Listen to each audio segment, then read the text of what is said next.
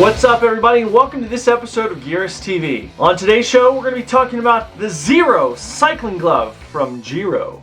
That makes it the Zero Giro. The Giro Zero. The Giro Zero. The Giro Zero. The Giro Zero. Now, when I ride a bike, I wear gloves. You know, whether it's a mountain bike or a road bike, it doesn't really matter. I wear gloves, and there are a lot of different schools of thought on that. A lot of people that don't wear gloves, they feel like it kind of deadens the experience. You can't quite feel as well. They just don't think it's necessary. Well, I have always worn gloves, and in the past they've been padded, as you would expect, the general padding right here in the palm of the glove. I was surprised because I felt like that padding was what provided that kind of absorption, that vibration absorption and control from the glove itself. So I was really shocked when I got a pair of gloves that have zero padding in them, hence the name the Zero from Giro.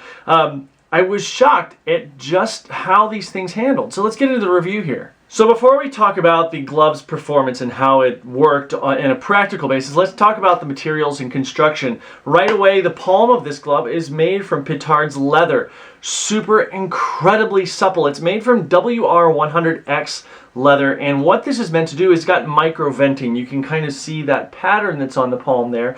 This is really going to be very, very breathable, and it's also going to help get rid of sweat and rain, any kind of moisture that's going to be thrown at it. And one of the other advantages of this is that it's going to remain supple over the course of many, many uses. Now, the most recent ride that I took in these, it was very rainy and gritty, and I was sweaty and all kinds of stuff like this.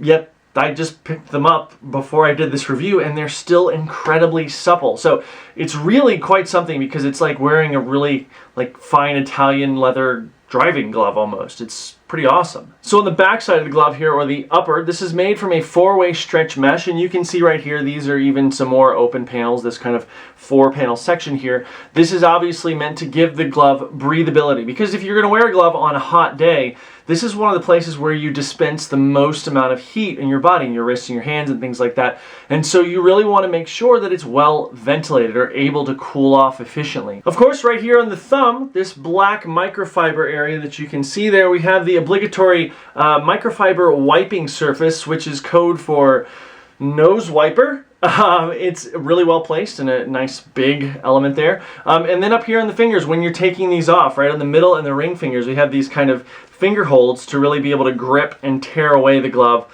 like so, without being so concerned about tearing the fabric, because as we all know, getting a glove off can sometimes be a little bit of a pain in the butt. As I mentioned a second ago, these gloves really maintain their suppleness, and it truly is like having a really fine leather glove. I feel like a commercial saying that, having a fine leather glove on your hand, and it does a nice job. I mean, it does breathe very, very well, and the padding not being there, the gel elements or whatever kind of padding you're using in other gloves, does contribute to the fact that this can vent all around the palm and not just in the places where padding wouldn't be. So you can see this middle section here on a different glove that has padding. This would be the only area without that padding, and so this would be the main area for ventilation. But on these, all of this vents pretty well. In the Giro Zero, what Giro's done is they've used their super fit construction. Now, we've seen them use this in other products that they make, including their helmets. We've talked about it in their snow helmets and their bike helmets.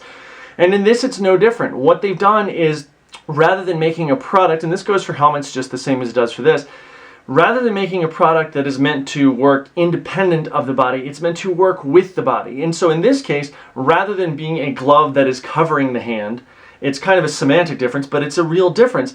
It's meant to almost act as a second skin. I mean, you can see how pretty snug that is. And what's great is, I mean, this is my hand flat, and it's completely open like that. Even when I begin to close it, as I might around a bike, you can see that it doesn't really bunch. It folds just like my hand would. So it really, really acts as a nice second skin like that, instead of, again, just a covering for the hand. It's not like that. When you're putting these gloves on, they feel quite tight, and that's because they are, because again, they're going for that second skin fit. Here on the thumb side, you can, maybe it's hard to differentiate between the thumb panel and this, but this little triangle here is a stretch panel that's going to allow that to get on your hand. Once it's on, it really disappears because it feels like it's just kind of part of your hand. The seams inside are made again from that WR100X, really super supple leather, where it connects with the really soft upper, and that keeps it kind of out of the way. You just really don't notice it, and that's exactly what it should be. You shouldn't have to worry about a glove while you're drilling up a really hard climb or something like that. Now, being that they fit so well and so snugly in like a second and skin, it does make them a little tough to get off. So these pull things here that they've provided, I really didn't use those, honestly. I did the traditional kind of, let's get it off the palm, and then let's really carefully take each finger off, because I didn't want to screw up the gloves because I like them a lot. But you know, you can kind of rip them off with these guys. Again, the thing is that I didn't want to stretch out any of this stuff. And they're a little tough to get off, but that's okay. I mean, who needs to get gloves off in a hurry? You know what I'm saying? Now let's talk about the function of the gloves. This is a spot where I thought I was going to find myself about 30 minutes into a ride really wishing I had padding. And I simply didn't. One of the interesting things about it is that a lot of times what we don't account for is that padding is actually pushing into our hands in different places where it might be a little uncomfortable. Now that's not for me. This is things that I've seen and heard from other people. But in this case, this leather is so soft and supple, it actually kind of provides a little bit of padding. But additionally, what I noticed is that for myself, when I've worn no gloves on a particular ride, what annoys my hands more than anything is that movement. And these gloves, like most gloves, but again, this supple leather does a great job of gripping because it's so porous. They really keep your hands nice and still on the handlebars. So your bar tape isn't the only thing between you and the road that you're kind of sliding all over if it gets wet or something like that. So really fantastic function. I mean, I was expecting, again, to be missing that padding. And I've taken these so far on 3.5-hour rides and have never once missed the padding. Overall, I really find this to be a fantastic glove. The first thing is that you're not going to miss the padding necessarily. I was shocked at that. And again, every time I find myself on a long ride and I'm like, wow, there's no padding in this, if it comes to mind, I'm just kind of surprised by it. And I don't think that anybody should really balk at that. I think it's definitely worth a try. The other thing that's kind of shocking about these is the price.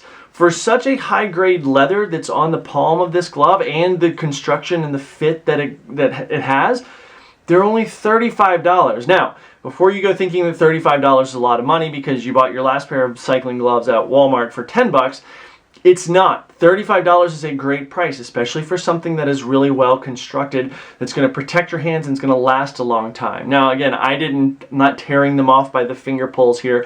I'm taking them off carefully because I want these $35 gloves to last. But again, $35 is a great price. Yes, with Giro itself, you can pay double the $35 if you want to for a pair of cycling gloves. But with how much these provide, I don't necessarily think that needs to be the case all the time. So am I ditching padded cycling gloves forever? Of course not.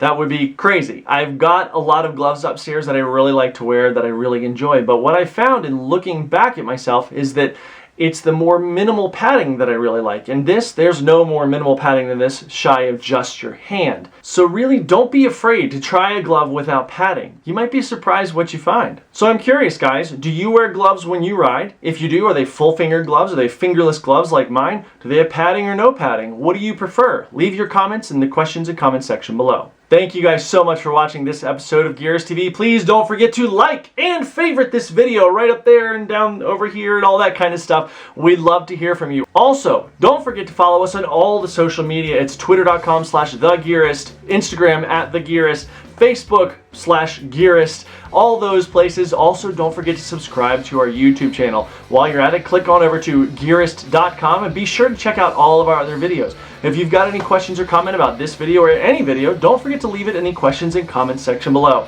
Thank you guys so much, and we'll see you next time.